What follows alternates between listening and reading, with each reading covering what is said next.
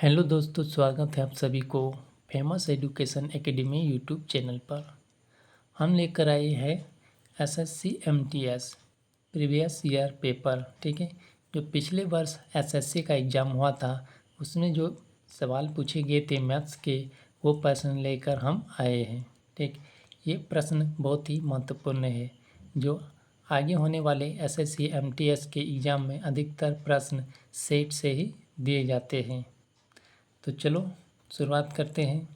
जो भी चैनल पे नए हैं चैनल को सब्सक्राइब कर लीजिए ताकि अगला ऐसा ही वीडियो जब हम लेकर आएंगे तो सबसे पहले नोटिफिकेशन आपके पास चला जाएगा। तो आप चैनल को सब्सक्राइब कर लीजिए। देखो, पहला प्रश्न में कहा गया है कि दो संख्या तीसरी संख्या से क्रमशः 30% और 60% अधिक है। दो संख्या जो है तीसरी संख्या से 30% और 60% अधिक है, तो दोनों संख्याओं का अनुपात क्या है? इसको हम सॉल्व करेंगे। जैसे कि मान लेंगे पहला जो संख्या है वो 100 मान लेंगे। ठीक है, दूसरा संख्या क्या होगा? 30% अधिक है, तो 100 का 30% कितना होगा? बराबर 30 होगा। तो इससे 30% अधिक है। ठीक है, इससे 30% अधिक है, तो ये 30 हो जाएगा। ठीक है, ये 130 हो जाएगा। ठीक, और जबकि दूसरा बोला गया है कि 60% अधिक है। ठीक है, 60% अधिक है। देखो, तीसरी संख्या से बोला गया ना, तो ये तीसरी संख्या हम 100 मानेंगे। ठीक है, तीसरी संख्या 100 मानेंगे, जबकि ये पहला संख्या हुआ।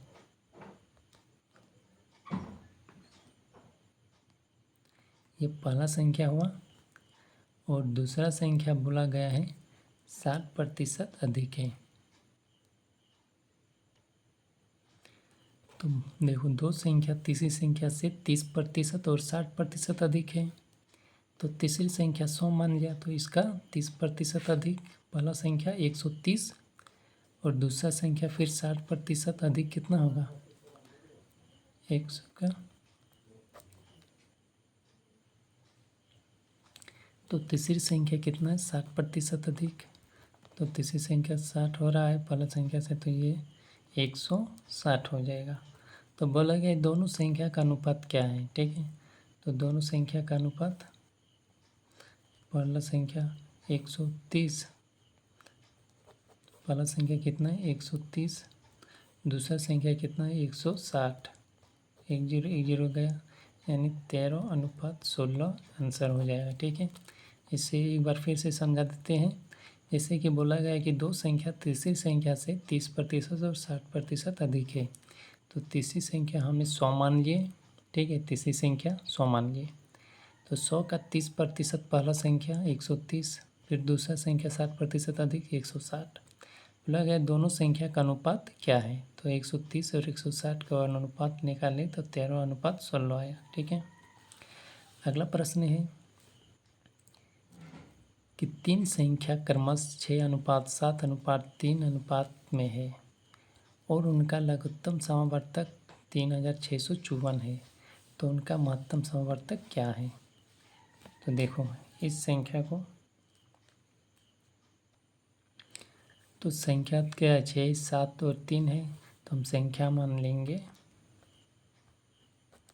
6x 7, इसमें x गुना कर देंगे और 3x।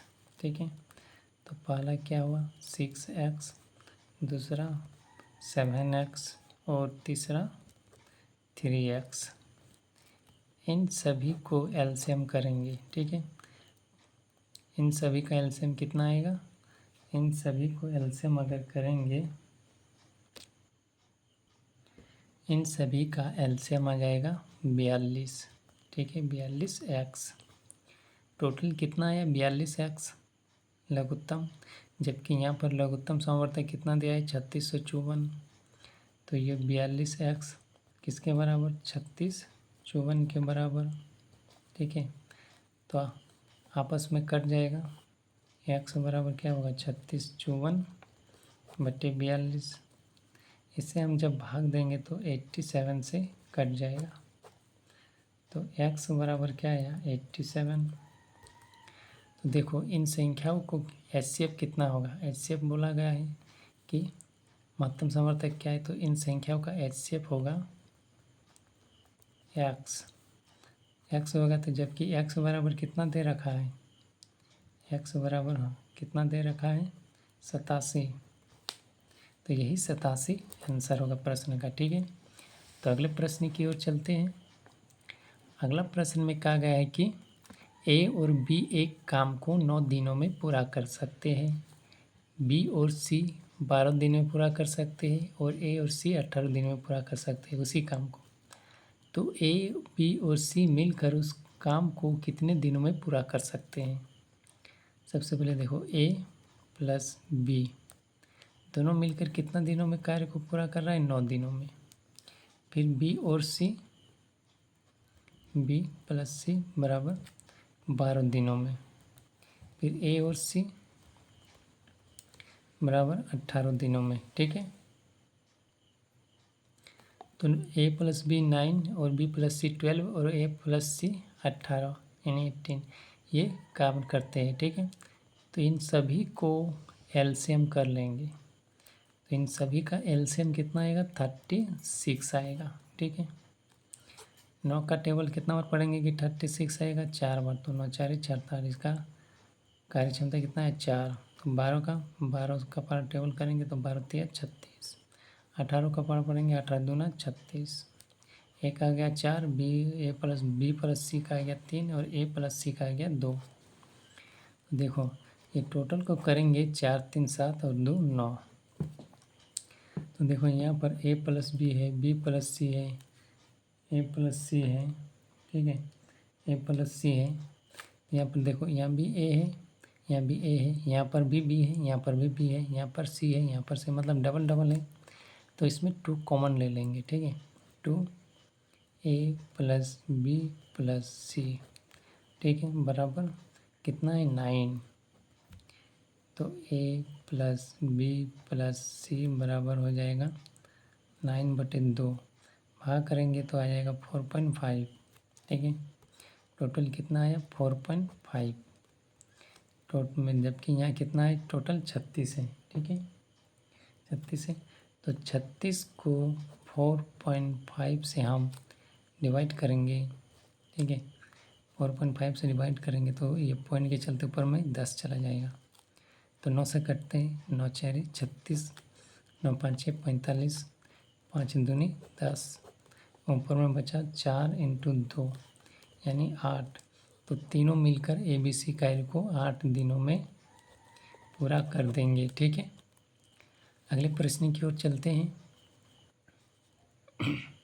अगला प्रश्न में कहा गया है कि पहले 200 पूर्ण वर्ग संख्याओं का औसत ज्ञात कीजिए। ठीक है, पहले 2 पूर्ण वर्ग औसत ज्ञात कीजिए। तो देखो पूर्ण वर्ग,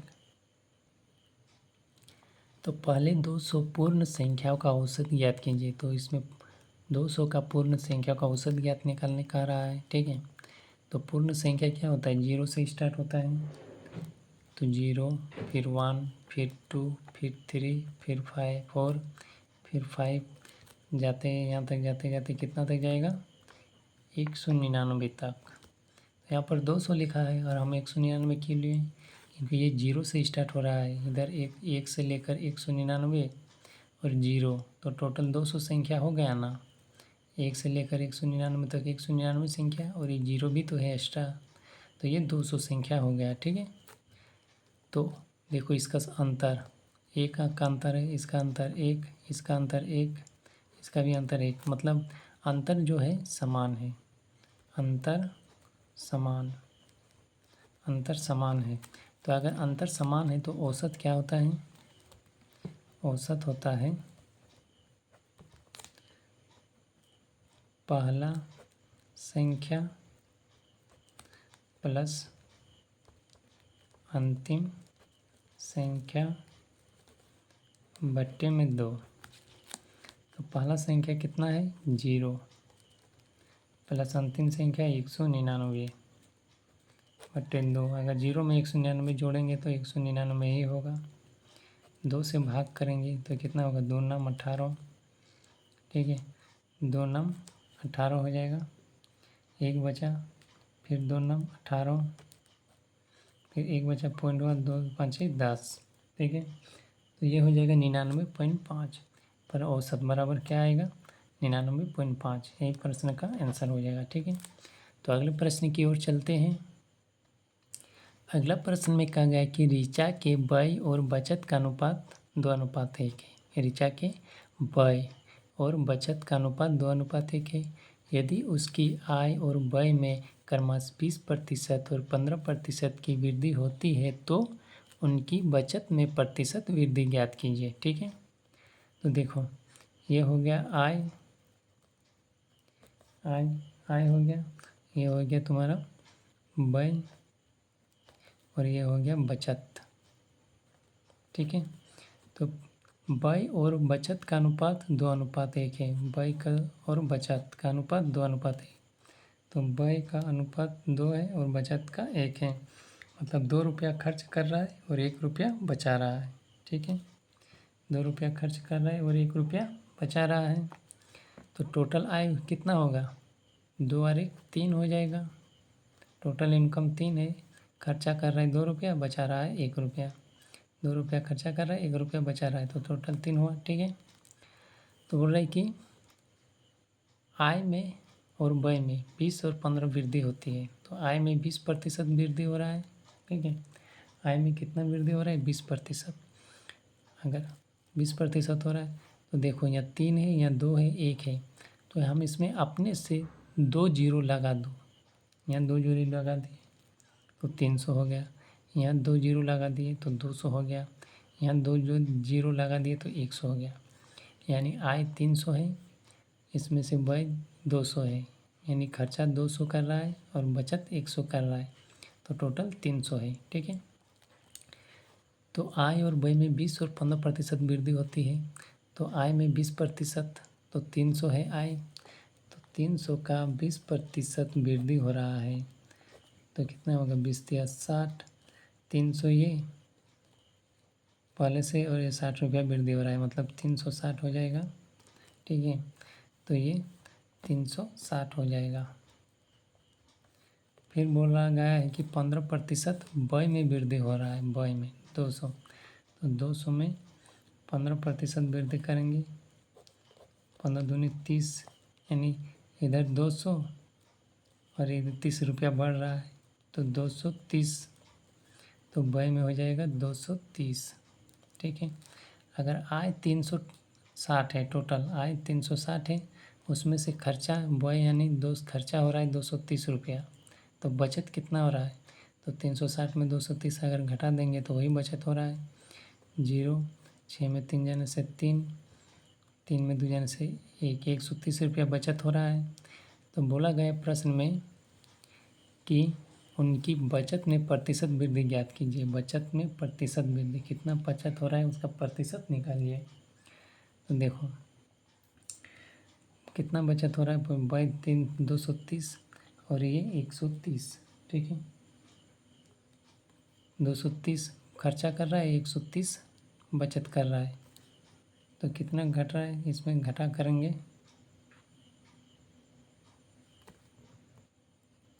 सॉरी इसमें से नहीं होगा, इसमें से नहीं, इसमें से देखो, इसमें से देखो, पहले बचत 100 रुपया था, अब 130 रुपया हो रहा है। प्रश्न में कहा गया उनकी बचत में प्रतिशत वृद्धि ज्ञात कीजिए। तो पहले 100 रुपया बचाता था, अब 130 रुपया बचा रहा है, तो कितना बढ़ रहा है, 30 रुपया। तो यही 30 का प्रतिशत निकालेंगे, ठीक है। प्रतिशत बट्टे में हो जाएगा 100, क्योंकि 100 से ही बढ़ रहा है। यहाँ से 1 जीरो, यहाँ से 1 जीरो गया, बराबर 30%। यही प्रश्न का आंसर होगा, ठीक है। अगला प्रश्न है, यदि एक हानि विक्रय मूल्य का 1/8 है तो वास्तविक हानि प्रतिशत ज्ञात कीजिए, ठीक है। वास्तविक हानि प्रतिशत ज्ञात कीजिए। तो चलो सॉल्व करते हैं इसको। देखो 1/8 है, ये 8 क्या है, 8 है टोटल विक्रय मूल्य। विक्रय मूल्य है टोटल 8 रुपया विक्रय मूल्य है, जबकि यहाँ पर हानि हो रहा है तो 1 रुपया क्या है, हानि। 1 रुपया हानि है, टोटल 8 रुपया नीचे वाला विक्रय मूल्य और 1 रुपया हानि है। अगर 8 रुपये में बेच रहा है और 1 रुपया हानि हो रहा है तो इसका खरीदारी कितना होगा, यानी क्रय मूल्य कितना होगा, 9 रुपया होगा। यानी CP क्रय मूल्य कितना होगा, 9 रुपया। और बेच कितना रहा है, विक्रय मूल्य यानी SP बेच कितना रहा है, 8 रुपये में। तो 9 रुपये में खरीदारी है, 8 रुपये में बेच रहा है, तभी तो 1 रुपया हानि हो रहा है। ठीक है, तो बोला है वास्तविक हानि प्रतिशत क्या है। तो वास्तविक हानि प्रतिशत देखो कितना का लॉस हो रहा है, 1 रुपया का। तो 1 × 100/9, इसको हम 100 को 9 से डिवाइड करेंगे तो आ जाएगा 11.1/9, 1/9%। यही प्रश्न का आंसर होगा। ठीक है, तो अगले प्रश्न की ओर चलते हैं। अगला प्रश्न में कहा गया है कि एक दुकानदार 15% की छूट देता है और फिर भी 20% का लाभ होता है, तो दुकानदार उस वस्तु के लिए कितना भुगतान करता है जिसका अंकित मूल्य 7200 रुपया है। ठीक है, देखो यहाँ पर MP और यहाँ पर हो जाएगा SP। ठीक है, यहाँ पर MP और यहाँ पर CP। तो देखो MP क्या होगा, MP सबसे बड़ा यहाँ प्रतिशत क्या है, 20 लाभ हो रहा है, तो यही हो जाएगा MP 20%, यानी 120 हो जाएगा। टोटल 100 है, 100 में 20% अधिक है, लाभ हो रहा है, तो 20 रुपया लाभ हो रहा है, टोटल 120 हो जाएगा। छूट 15% छूट, टोटल 100% में 15% अगर चला गया तो 85। ठीक है, CP 85 और MP 120। ठीक है, MP किसको मानेंगे, जिसमें लाभ हो रहा है उसको MP मानेंगे, जिसमें छूट दे रहा है उसको CP मानेंगे। इसके इस वाले प्रश्न में यही रूल है। तो 120 MP है, जबकि यहाँ पर MP मतलब क्या, अंकित मूल्य यानी मार्क प्राइस। तो अंकित मूल्य यहाँ पर 120 है, जबकि यहाँ का अंकित मूल्य कितना है, 7200। तो 120 बराबर 7200 के बराबर है। ठीक है, तो हमें वैल्यू कितना निकालना है, 85 का। यही तो है 85 का वैल्यू निकालना है। तो 85 बराबर हो जाएगा X, यहाँ से 1 0, यहाँ से 1 0 कटा, 12 6 72, 60 से कटा पूरा, तो X बराबर हो जाएगा 60 × 85। ठीक है, 60 × 85 को मल्टीप्लाई करेंगे तो कितना आएगा, 6 5 30, 3 6 48 49 50 51 और एगो 0 है। ठीक है, यानी 5100 इसका प्रश्न का आंसर होगा। ठीक है, तो अगले प्रश्न की ओर चलते हैं। अगला प्रश्न में कहा गया है कि एक दुकानदार ने दिवाली के पूर्व संध्या पर टेलीविज़न सेटों पर कई छूटें दी गई। यदि टेलीविज़न के सेट का अंकित मूल्य 1200 रुपये है और क्रमांक छूटें 15 और 10 प्रतिशत है, तो टेलीविज़न का बिक्री मूल्य ज्ञात कीजिए। देखो 1200 रुपये है अंकित मूल्य, इस पर छूट दे रहा है कितना, 15%, तो 85% पे वो बेच रहा है। फिर 10% छूट दे रहा है तो 90% पे वो बेच रहा है। 85/0 100 और परसेंटेज 90/100। ठीक है, तो देखो यहाँ से 2 0 गया, यहाँ से 2 0 गया, यहाँ से 1 0, यहाँ से 1 0, 17 5 85 और 2 5 10, फिर ये 200 कटेगा, 2 6 12, बचा 6 × 17 × 9, इन तीनों को मल्टीप्लाई करेंगे। ठीक है, पहले 17 × 6 को मल्टीप्लाई करते हैं, 6 7 42 का 2 हाथ में 4, 6 को 4 और 10 102। फिर इसको 9 से मल्टीप्लाई करेंगे, 9 दूनी 18, 9 यानी 918 रुपया आया। बोला गया कि कितना भुगतान किया, तो 918 रुपया। यही प्रश्न का आंसर होगा। ठीक है, वीडियो अगर पसंद आए तो लाइक ज़रूर करें, कमेंट करें और चैनल को सब्सक्राइब कर लें, ताकि अगला वीडियो ऐसे ही लाएंगे तो सबसे पहले नोटिफिकेशन आपके पास चला जाएगा। और एमटीएस का एग्ज़ाम में जो प्रश्न आएंगे अधिकतर सेट सही आएंगे, इसी लेवल पे आएंगे। ठीक है, तो आप चैनल को सब्सक्राइब कर लीजिए। फिर मिलते हैं अगले क्लास में, तब तक के लिए धन्यवाद एवं जय हिंद।